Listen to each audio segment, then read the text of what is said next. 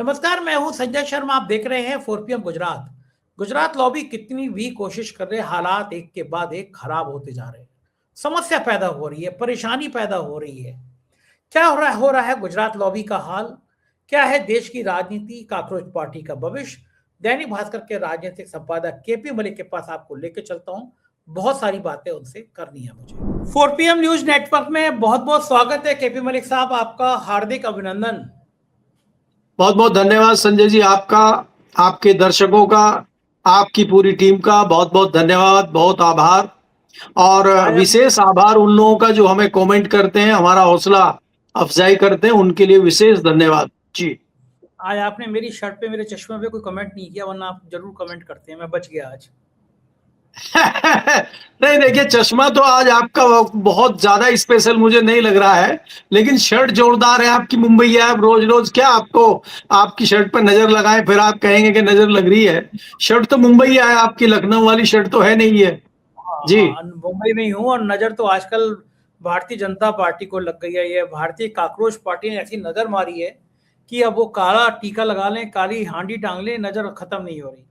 और ऐसे ऐसे बयान देते हैं, अपने बयान में फंस जाते हैं। पार्टी पूरी एक सुर में सुर कहने लगी कि साहब ये जॉर्ज सोरेस की कारस्तानी है, अंतर्राष्ट्रीय साजिशें हैं, और जितने फॉलोअर हैं विदेश के हैं। काकरोच पार्टी के संस्थापक ने पूरा रिकॉर्ड डाल दिया कि वही 95% तो भारत के ही लोग हैं। अब जैसे मैंने काकरोच पार्टी के इंस्टाग्राम ट्वीट को फॉलो किया है, तो भाई मैं कोई जॉर्ज सोरेस की पार्टी से 25 पैसे भी जिंदगी में नहीं लिए, ना लेने की मंशा रखता हूं।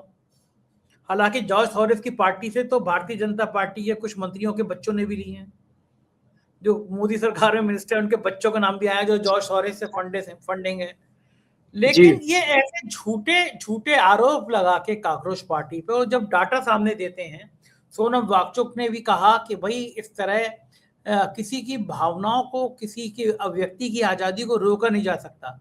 और सबसे बड़ी बात यह है कि काकरोच पार्टी ने एनडीए में भी फूट डाल दी। चंद्रबाबू नायडू की पार्टी भी कह रही है कि अगर इस तरह नौजवानों की बातों को रोकना ठीक नहीं है, या तो साबित करिए आपकी अंतर्राष्ट्रीय साजिश है। और आप कर क्या रहे थे? अगर विदेशी ताकतें आके यहाँ पे पूरे देश में 2 करोड़ से ज्यादा लोगों को जोड़ ले रही हैं, तो आप क्या सो रहे थे? या आप अपने ऊपर सिर्फ पिक्चर ही बनाते रहते हैं? तो कुछ तो ऐसा है ना केपी मलिक साहब, जो करना पड़ेगा आपको, या दिखाना पड़ेगा कि हकीकत में आप कर क्या रहे हैं। सिर्फ आप आरोप लगा दो, उससे तो काम चलने वाला नहीं। और एक काकरोच पार्टी ने पूरी सरकार के पसीने छुड़ा दिए, उस पर आपका क्या कहना है? देखिए संजय जी, अगर आप इसको देखें, इसके 2-3 नजरिए से हमें इस चीज को देखना पड़ेगा।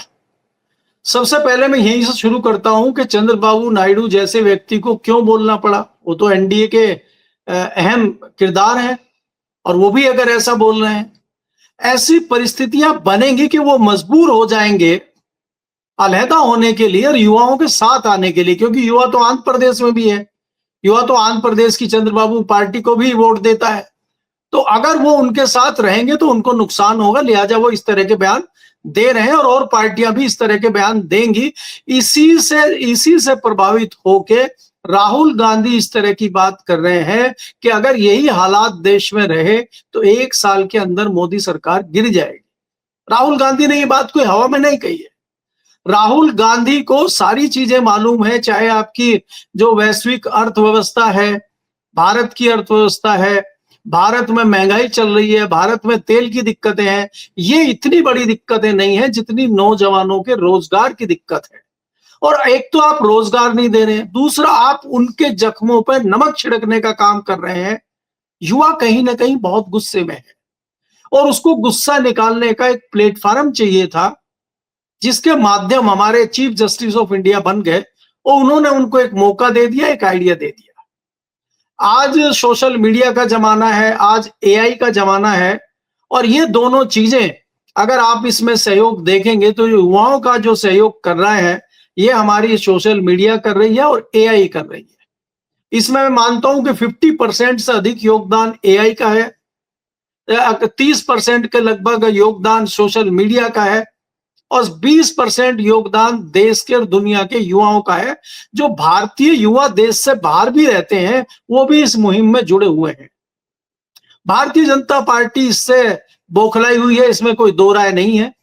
अगर भारतीय जनता पार्टी इतनी ही निश्चित होती तो सबसे पहले तो वो अकाउंट बंद नहीं करती, और अकाउंट बंद करती फिर उनके जो नेता है, उनके जो चंगू मंगू हैं, वो ये नहीं कहते कि ये तो पाकिस्तान पाकिस्तान हर चीज में अड़ा देते हैं, ये तो पाकिस्तानी फॉलोअर हैं, 50% से अधिक पाकिस्तानी फॉलोअर हैं। तो जो कॉकरोच पार्टी के संस्थापक हैं अभिषेक दीप के, उन्होंने स्क्रीनशॉट दे दिया, उन्होंने डिटेल दे दी कि भाई देखिए 94%, 94.7% हिंदू फॉलोअर हैं और इंडिया के फॉलोअर हैं, हिंदुस्तान के फॉलोअर हैं। तो अब आप क्या करेंगे?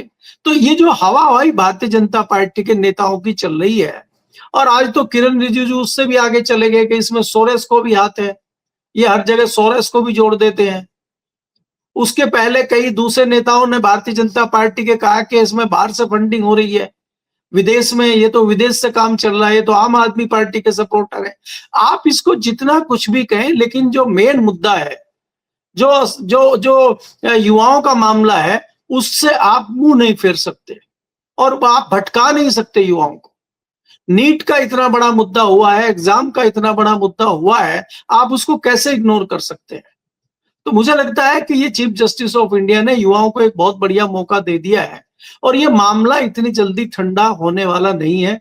इसीलिए भारतीय जनता पार्टी की ओर से इसको दबाने के लिए, इनके सोशल मीडिया के अकाउंट जो है उनको बंद करने के लिए, उनको हैक करने के लिए, अपनी जो सोशल आर्मी है उसको एक्टिव करने के लिए कि इसको मुद्दे को डाइवर्ट किया जाए, तमाम जो है शाम धाम दंडभेद जिस प्रकार से भारतीय जनता पार्टी करती है, वो इस मुद्दे पे भी कर रही है।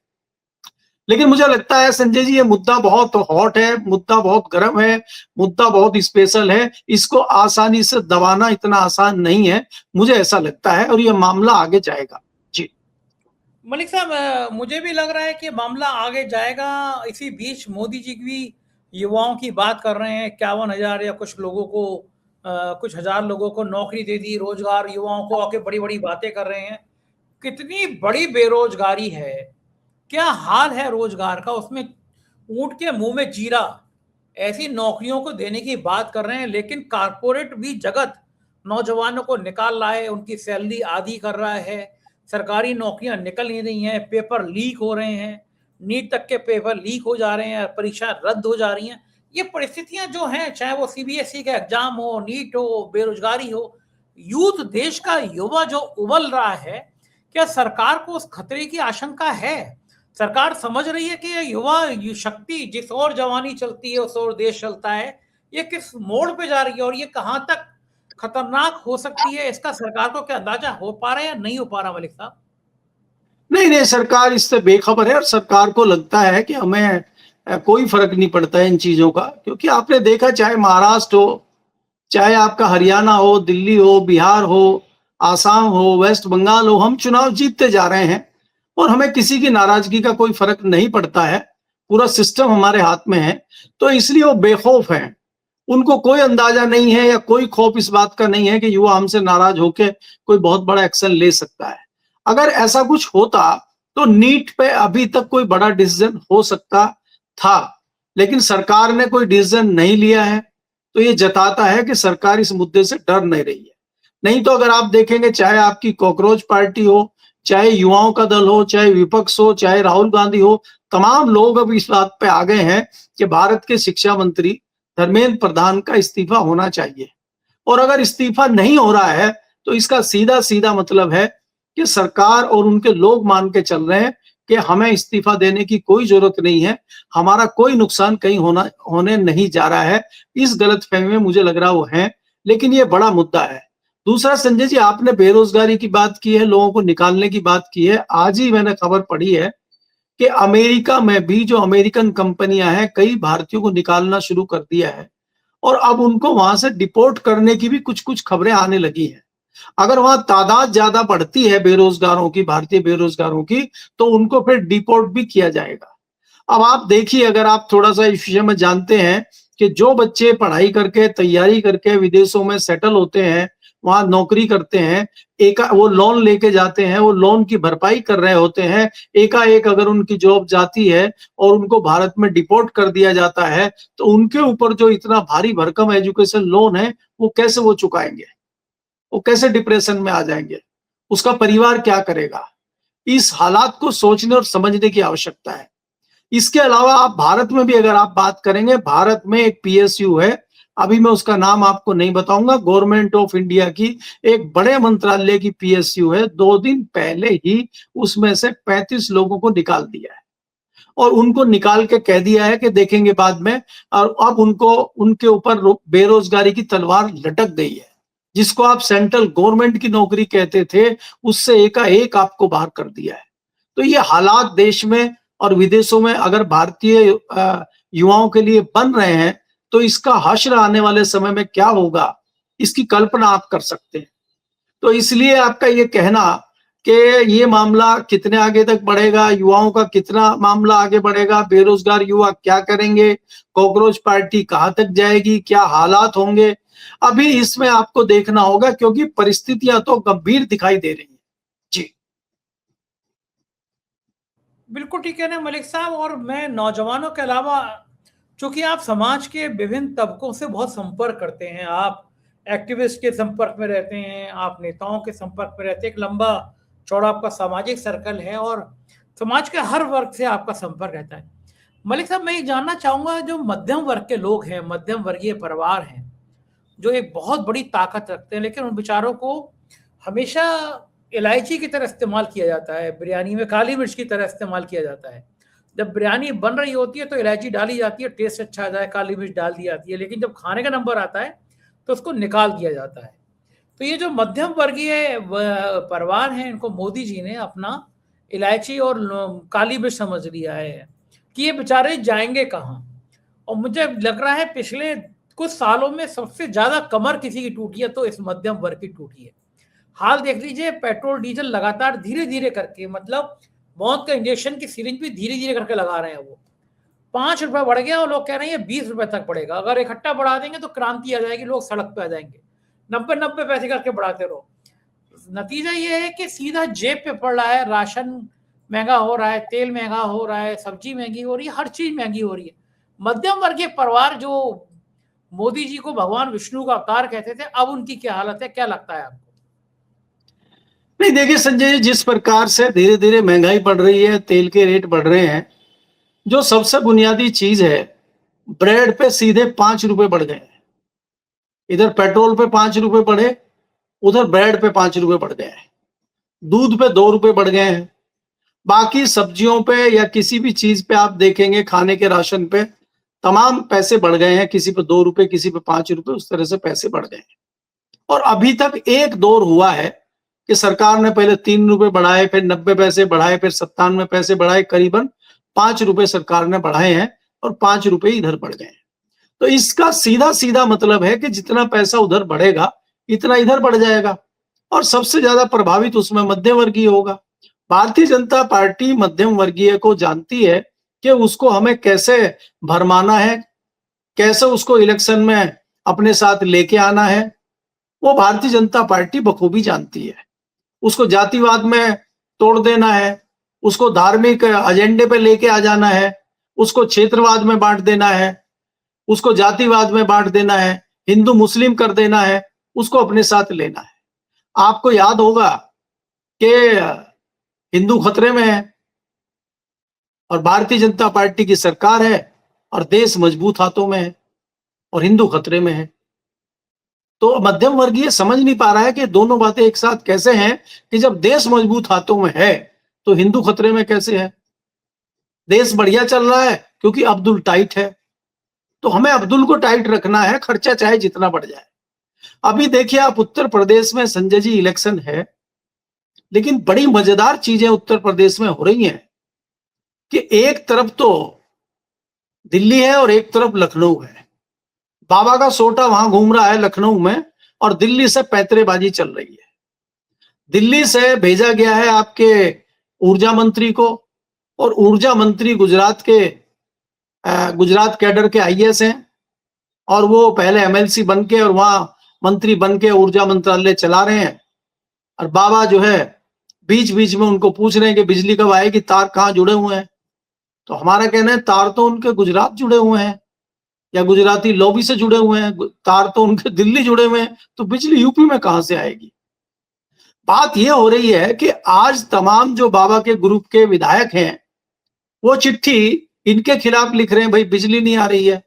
और दिल्ली के जो पत्रकार हैं उनसे ट्वीट कराए जा रहे हैं कि दिल्ली में बिजली, लखनऊ में बिजली की बहुत बड़ी समस्या है, उत्तर प्रदेश में बिजली की बहुत भारी किल्लत है और नोएडा तो तड़प रहा है बिना बिजली के, क्योंकि सारे पत्रकार तो दिल्ली वाले नोएडा में ही रहते हैं अधिकतर, तो सब ट्वीट कर रहे हैं।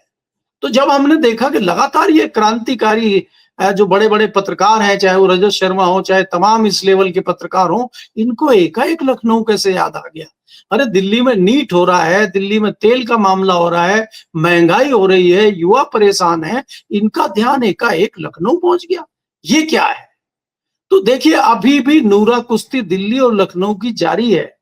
युवा कहीं जाए, कॉकरोच पार्टी कुछ भी करे, भारतीय जनता पार्टी का इंटरनल युद्ध चल रहा है, क्योंकि अभी युद्ध उत्तर प्रदेश में होना है और जिसकी कर्मभूमि और जिसका कुरुक्षेत्र लखनऊ में बनाया जाएगा। तो अभी लखनऊ की जो लड़ाई लड़ी जाएगी, भारतीय जनता पार्टी उसकी तैयारी कर रही है। युवा कहीं जाए, कॉकरोच कहीं जाए, और जो है परजीवी कहीं जाए, बाकी लोग कहीं जाए, इनकी तैयारी चुनाव की चल रही है। बहुत तेजी से चुनाव की तैयारी भारतीय जनता पार्टी संजय जी कर रही है। जी, क्या लगता है आपको कि योगी आदित्यनाथ को जो घेरने की रणनीति बन रही है, योगी आदित्यनाथ को जो फंसाने की रणनीति बन रही है, क्या वो कामयाब हो पाएगी? और भारतीय जनता पार्टी उत्तर प्रदेश में जिस तरह आंतरिक कलेश में उलझी हुई है, केशव मौर्य और ब्रजेश पाठक अलग सुर अपना रहे हैं। हालांकि योगी आदित्यनाथ पिछले दिनों ब्रजेश पाठक के घर में गए, उन्होंने एक पाठ कराया भगवान जी का, तो सुंदरकांड का या ऐसी कोई पाठ था, उसमें गए योगी आदित्यनाथ। तो चर्चा का विषय बना, क्योंकि इससे पहले योगी आदित्यनाथ एक बार केशव मौर्य के घर में भी गए थे जब 2022 का रिजल्ट आया था। तो उसके बाद ये हुआ था कि भाई अगर आपको दोबारा मुख्यमंत्री बनना है तो केशव मौर्य एडजस्ट करने पड़ेंगे। तो योगी आदित्यनाथ अपना सब ईगो शांत करके और अपना थोड़ा सा गुस्सा कम करके केशव मौर्य के घर गए थे। और इस बार जब ब्रजेश पाठक ने कमान संभाली, ब्राह्मणों की, शंकराचार्य की चोटी खींचने की, बटुक को सम्मान देने की, तो लोगों को लगा कि अब ब्रजेश पाठक ने सीधा मोर्चा खोल दिया योगी आदित्यनाथ के खिलाफ। तो योगी आदित्यनाथ ब्रजेश पाठक के घर पहुंच गए। तो क्या ये माना जाए कि योगी जी भी अपना गुस्सा छोड़कर अच्छे पॉलिटिशियन बन गए हैं? उन्हें भी समझ में आ गया है कि युद्ध में कभी 2 कदम आगे और 4 कदम पीछे भी होना पड़ता है। ये खेल उन्हें भी समझ में आ गया कि अगर अमित शाह को पटकनी देनी है तो राजनीति के शतरंज पे कई चौसर पर कई सारी चालें चलनी है। ऊंट कहीं बिठाना है, हाथी कहीं चलना है और वजीर से कहीं किसी को मात दे देनी है। ये सब काम योगी आदित्यनाथ सीख गए हैं अब। नहीं, इसमें कोई दो राय नहीं है संजय जी के। लगभग 10 साल पूरे होने वाले हैं योगी जी को मुख्यमंत्री के रूप में, और कई सारी पैंतरेबाजी और राजनीतिक पैंतरेबाजी, सियासी पैंतरेबाजी जो होती है वो सीख गए हैं। अगर वो नहीं सीखे होते तो कब के हट चुके होते हैं, और अभी भी हटाने में उनके कोई कमी नहीं है। कोई किसी भी तरफ से कोई कोर कसर छोड़ी नहीं जा रही उनको हटाने के लिए। और जिस तरह से हम देख रहे हैं कि गुजरात लॉबी मजबूती से आगे बढ़ रही है, बहुत बड़ा एक अचीवमेंट हासिल किया है, वेस्ट बंगाल को जीत के अपना दबदबा कायम रखा है गुजरात लॉबी ने। लेकिन जब वो यूपी में जाती है, यूपी के मोर्चे पे कहीं ना कहीं फेल दिखाई देती है, तो हमें लगता है कि बाबा का दबदबा इनसे कहीं अधिक बरकरार है। बाबा के सामने ये पस्त हो जाते हैं, बाबा के सामने कुछ नहीं कर पाते। इसका क्या कारण है, ये ज्यादातर लोगों को समझ में नहीं आ रहा है। मेरा मानना यह है कि बाबा भी रणनीतिक तरीके से राजनीति कर रहे हैं और वो इतनी आसानी से हट नहीं रहे। दोनों तरफ जो है तू डाल डाल में पात पात, दोनों तरफ से सारी तैयारियां चल रही हैं, पैंतरेबाजी चल रही है, कोशिशें चल रही हैं, सियासत हो रही है, दोनों तरफ से वार हो रहे हैं, लेकिन कब्जे में कोई किसी के नहीं आ रहा है। आज की डेट में अगर आप देखते हैं संजय जी, मुझे लगता था कि जब वेस्ट बंगाल के चुनाव के बाद एक हफ्ते तक लगा था कि शायद योगी जी का वक्त अच्छा नहीं है, और जो दिल्ली का गोदी मीडिया था उसने माहौल भी बनाया था कि बहुत जल्दी योगी जी हट जाएंगे। लेकिन अब मुझे नजर आ रहा है कि योगी जी फ्रंट फुट पे खेल रहे हैं और गुजरात लॉबी अभी बैक फुट पे है। तो अभी तो मुझे कोई ऐसे आसार कहीं दिखाई नहीं दे रहे हैं कि बाबा कमजोर स्थिति में है, क्योंकि बखूबी जानते हैं ये भी कि बाबा का जो नेटवर्क है, बाबा की जो वहां पे उत्तर प्रदेश में एक अपनी क्या बोलते हैं प्रसिद्धि है, बाबा के बिना उत्तर प्रदेश में भाजपा का सरवाइव करना मुश्किल है। तो इसलिए गुजरात लॉबी बहुत ही स्टिक होकर उनको हटाने की कोशिश करेगी या हटा पाएगी, इस पे मुझे थोड़ा संशय है। लेकिन कल को क्या होगा ये तो अभी कहा नहीं जा सकता, लेकिन ये मैं जरूर निश्चित तौर पे कह सकता हूं कि बाबा आज बहुत मजबूत स्थिति में दिखाई दे रहे हैं। इतनी आसानी से इनको हटाना मुझे नहीं लगता है, क्योंकि जिस प्रकार से बीच में फुटबॉल बने हुए हैं ए.के. शर्मा जो दिल्ली के प्रतिनिधि वहां पे हैं, और जिस प्रकार से उत्तर प्रदेश में इतनी बड़ी बिजली की समस्या चल रही है, उसको देखते हुए बाबा डर नहीं रहे हैं, घबरा नहीं रहे हैं। तो इससे लगता है कि बाबा की स्थिति मजबूत है और गुजरात लॉबी मुझे नहीं लगता कि उनको कोई नुकसान पहुंचा पाएगी। जी मलिक साहब, जब भी उत्तर प्रदेश में कोई घमासान होता है तो संघ के बड़े बड़े लोग लखनऊ आ जाते हैं। बहाना कुछ और मनाया जाता है, ये कार्यक्रम वो कार्यक्रम। मोहन भागवत भी आ गए हैं लखनऊ। संघ की क्या हालत कर दी है मोदी जी ने, किसी से छुपा नहीं है, बैंड ही बजा दी है। ऐसे दौर में जब योगी जी को हटाने को, योगी जी को फंसाने की कवायद चल रही है, मोहन भागवत का उत्तर प्रदेश का दौरा क्या 2027 के संदर्भ में देखा जा सकता है? देखिए संजय जी, अगर आप मोहन भागवत जी की आरएसएस प्रमुख की बात करते हैं, तो मुझे नहीं लगता कि वो आज की डेट में बहुत ज्यादा कोई हॉट टॉपिक है या आरएसएस की कोई बहुत चर्चा हो रही है। आरएसएस की चर्चा कम हो गई है वेस्ट बंगाल का चुनाव जीतने में, और भारतीय जनता पार्टी के तमाम लोगों को लगने लगा है कि आरएसएस कोई बहुत महत्वपूर्ण स्थिति में आज की डेट में कहीं दिखाई नहीं दे रही। सारे जो फैसले हैं वो गुजरात लॉबी कर रही है, सारे फैसले अमित शाह ले रहे हैं, और पार्टी के अंदर बाहर जो भी चल रहा है सारे फैसले वहीं से होते हैं। नागपुर आज की डेट में कमजोर स्थिति में दिखाई देता है। मोहन भागवत जी कहीं आ रहे हैं, जा रहे हैं, इसका कोई बहुत प्रभाव कहीं पड़ेगा मुझे नहीं लगता। और मैं को खास इत्तेफाक भी इस बात से नहीं रखता कि उत्तर प्रदेश में अगर मोहन भागवत जी आए, वो कोई विशेष एजेंडा लेके आए हैं या कोई विशेष तौर पे वो कोई बहुत बड़ी चीज करने आए हैं। मुझे ऐसा अभी कुछ लग नहीं रहा है। देखिए संजय जी, अभी क्या है, चौसर तो तैयार हो रही है उत्तर प्रदेश में। जिस प्रकार से आप देख रहे हैं कि अखिलेश यादव बहुत ही उत्साहित हैं, वो अपने पीडीए को लेकर, उनको लगता है कि पीडीए का फॉर्मूला बहुत अच्छा चला है। दूसरा, राहुल गांधी भी कहीं ना कहीं बहुत उत्साहित है, उनको भी लगता है कि हमारा खाता तो खुल ही चुका है और हमें भी कुछ बढ़ोतरी होगी, हमें भी कुछ हमारी मेंबरशिप में बढ़ोतरी उत्तर प्रदेश में होगी। तीसरा, आज आपने देखा कि मायावती जी भी एक्टिव हो गई है, मायावती ने भी मीटिंग बुलाना शुरू कर दिया है। तो अब वो क्या जो है उत्तर प्रदेश में कर पाएंगी, कि क्या रणनीति करेंगी, किसके साथ मिलकर चुनाव लड़ेंगी, अभी थोड़ा सा मुझे लगता है कि 1-2 महीने में तस्वीर साफ होगी कि क्या माहौल बन रहा है। भारतीय जनता पार्टी इतनी आसानी से अपने हथियार नहीं रखेगी। भारतीय जनता पार्टी भी, जैसे मैंने पिछली बार आपके चैनल पे ही कहा था, कि भारतीय जनता पार्टी, जो हमारे सूत्र हमें बता रहे हैं, एक तीसरे मोर्चे की फिराक में है कि एक तीसरा ऑप्शन ऐसा दे दिया जाए जनता को, कि जहां जनता भारतीय जनता पार्टी से परेशान है, भारतीय जनता पार्टी से नाराज है, वो सीधे सीधे समाजवादी पार्टी में ना जाके तीसरे मोर्चे में चली जाए। और उस मोर्चे में वो भीम आर्मी के चीफ चंद्रशेखर और ओवैसी, हनुमान बेनीवाल और बाकी जो दूसरी छुटपुट पार्टियां हैं, इनको सबको जोड़ के एक थर्ड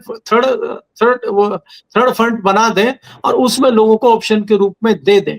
और इनको सब जगह चुनाव लड़ाने के लिए बोला जाए कि उत्तर प्रदेश की 400 की 400 सीटों पे ये थर्ड फ्रंट चुनाव लड़ाए और लोग इनकी तरफ जाएं। इस तरह की योजनाएं भी बन रही हैं, लेकिन कितनी योजनाएं बनेंगी, क्या बनेगा, अभी मुझे लगता है थोड़ा अर्ली है। धीरे धीरे हमें इन चीजों से पर्दा हटता हुआ नजर आएगा और साफ चीजें दिखाई देने लगेंगी, तभी हम कुछ कह सकते हैं कि यूपी का मामला किस ओर जाता हुआ दिख रहा है। लेकिन आज के दौर में आप ये कह सकते हैं कि उत्तर प्रदेश की जनता बिजली के मामले पे बहुत त्रस्त है, क्योंकि बिजली मंत्री जो है वो रामधुन गा रहे हैं। बिजली मंत्री के पास अगर कोई शिकायत लेके जाता है, 18-18 घंटे की कटौती हो रही है, और जैसे ही बिजली मंत्री के पास कोई जाता है, वो जय श्री राम और जय बजरंग बली के नारे लगवा के गाड़ी में बैठ के चले जाते हैं। ये तो पिछले साल से ही चल रहा है। दूसरी बात, अभी इन्होंने, अखिलेश यादव ने बिजली के मामले पे एक लंबा चौड़ा ट्वीट किया था, फिर उसी अंदाज में मंत्री जी ने एक लंबा चौड़ा जो है जवाब उनको दिया और उनके जमाने की याद उनको दिलाई। और वो उन्होंने देखिए बाकी चीजों पर मंत्री जी नहीं बोल रहे हैं, लेकिन अखिलेश जी को जरूर लंबा चौड़ा जवाब उन्होंने दिया और 10 साल पहले की बातें उन्होंने बताई। 10 साल की नहीं बता पा रहे हैं वो, या 5 साल की नहीं बता रहे हैं, पिछले 5 महीने का रिकॉर्ड मंत्री जी नहीं बता पा रहे हैं, लेकिन 10 साल 20 साल पुरानी बातें जरूर बता रहे हैं, उसी अंदाज में जिस अंदाज में मोदी जी पार्लियामेंट में खड़े होके नेहरू की, इंदिरा गांधी की या लाल बहादुर शास्त्री की बातें बताते हैं, उसी अंदाज में उत्तर प्रदेश के ऊर्जा मंत्री अखिलेश यादव और पुराने मुख्यमंत्री की बातें बता रहे हैं। जी बिल्कुल ठीक कह रहे हैं, हालात राजनीति के कुछ कुछ ऐसे ही हो रहे हैं। बहुत बहुत शुक्रिया मलिक साहब, आपने मुझसे बातचीत की, समय दिया, धन्यवाद। ये थे केपी मलिक जी और बहुत धारदार तरीके से उन्होंने बात करी। बताइए कि जब सरकार से सवाल किया जाएगा तो आपका सोशल मीडिया अकाउंट बंद कर दिया जाएगा, जब सरकार से सवाल कर दिया जाएगा तो आपको बायकॉट कर दिया जाएगा। क्या लोकतंत्र यही है? नौजवानों की क्रांति की बात सुनते ही सरकार को पसीना आ रहा है, मध्यम वर्ग कराह रहा है, तबाह हो रहा है, लेकिन सरकार को होश नहीं है। उत्तर प्रदेश में बिजली के हाहाकार मचा हुआ है, पेट्रोल पंपों पर देश भर में लाइनें लग रही हैं, सरकार पता नहीं कहां है। आप क्या सोचते हैं? कमेंट करके जरूर बताइएगा। चैनल को सब्सक्राइब करिएगा। शुक्रिया, थैंक यू।